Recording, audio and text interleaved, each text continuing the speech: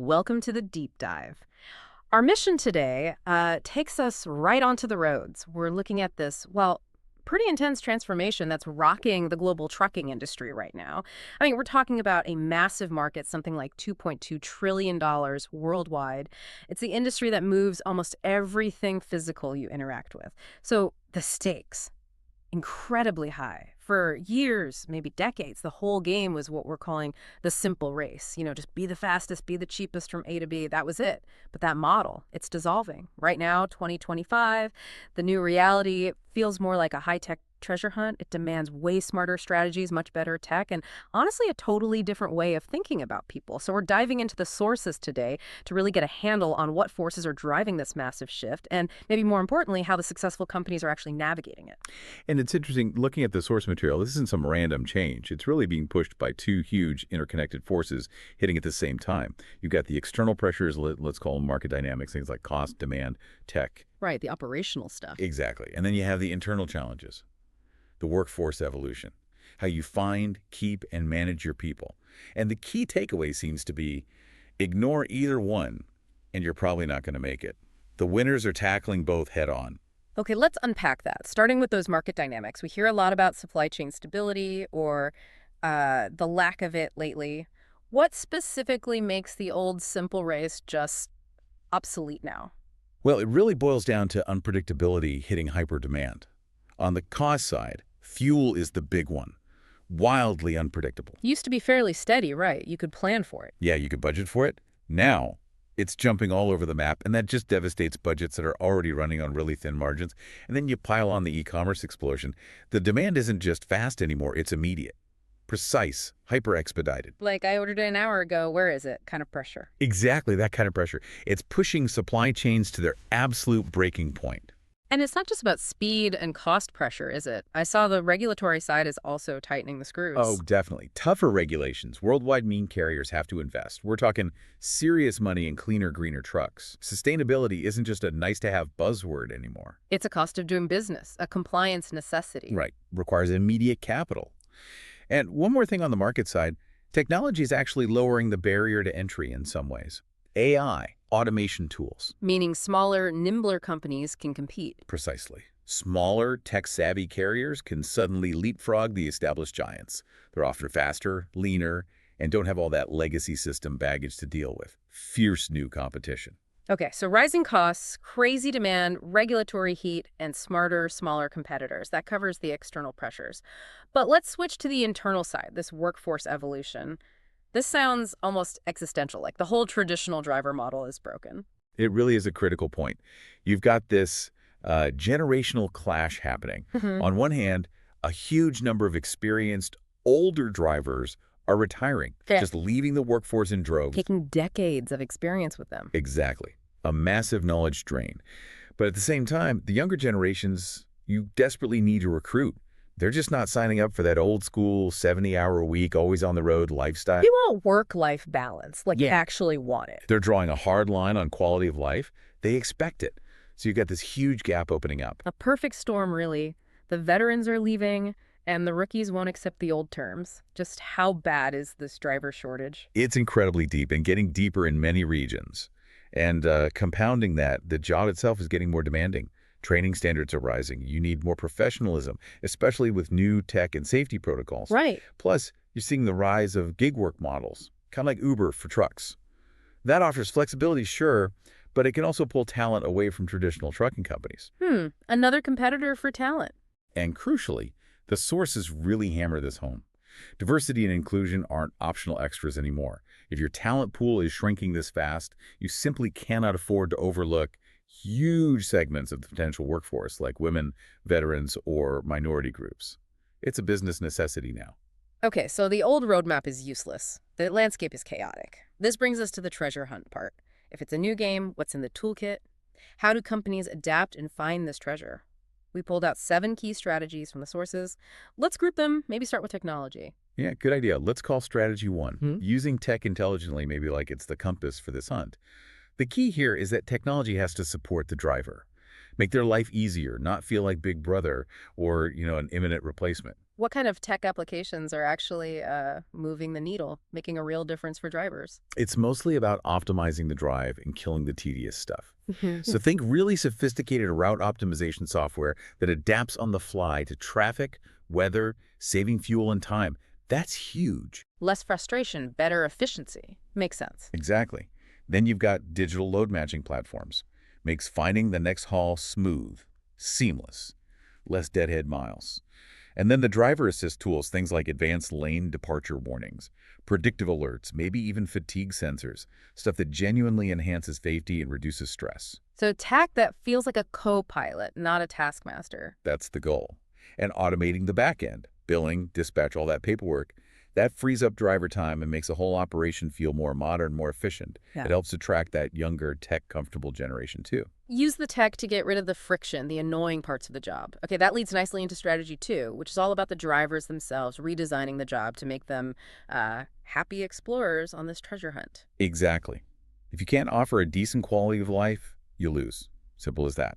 The company's thriving now. They're laser-focused on retention. They're offering genuinely flexible schedules, guaranteeing consistent home time, that's a big one, providing real wellness programs, paid time off. You mentioned consistent home time. Any examples of how much difference that makes? Oh yeah, there was a great anecdote in one source. A mid-sized carrier, they completely redesigned their routes and schedules just to guarantee drivers were home every Friday and Saturday night.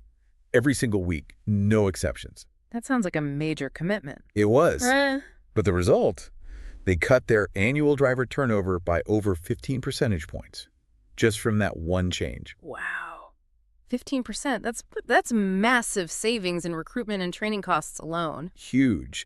It makes the job feel like a career again, not just this constant nomadic grind. Okay, so you make the job better, but you still need to find people. Strategies 3 and 4 seem to tackle that. Talent acquisition and growth. Right. Strategy 3 is about diversifying intentionally. Yeah. And this isn't just about looking good or, social responsibility, though that's part of it. It's about survival, recognizing these massive untapped talent pools. So actively going after groups maybe overlooked before? Actively recruiting women, veterans, minority groups. But, and this is crucial, you have to back it up, build real mentorship programs. Create genuinely inclusive workplace cultures where everyone feels they belong and can succeed, and start looking in underserved geographical areas for potential new drivers. You have to broaden the search. And once you find them, you can't just hand them keys to a $250,000 rig, right? Strategy 4, skills. Absolutely not. Upskill, train, repeat. That has to be the mantra. The successful carriers, they're partnering with CDL schools, vocational programs. They're offering apprenticeships, and they're providing ongoing training. Not just the initial license training. No, continuous development. Beyond basic safety, it's about professionalizing the role, training in customer interaction, fuel efficiency techniques, competence with all the new onboard technology. Skilled, respected drivers, they tend to stick around, builds loyalty. Makes sense. Okay, shifting gears a bit, back to the operational side. Strategy 5 tackles that regulatory pressure we talked about. Go green or get left behind. Yeah, and this is where compliance actually meets potential cost savings. Investing in electric or hybrid trucks is becoming key for future-proofing your fleet. That's the big capital investment. But even with existing diesel trucks, it means being smarter, tracking emissions meticulously, actively teaching drivers what's called eco-driving. Eco-driving, what does that involve? It's basically techniques to maximize fuel efficiency.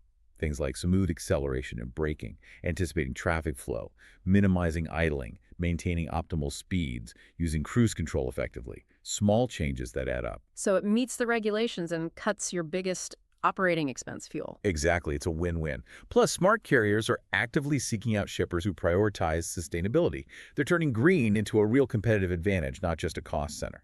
Okay, nearly there.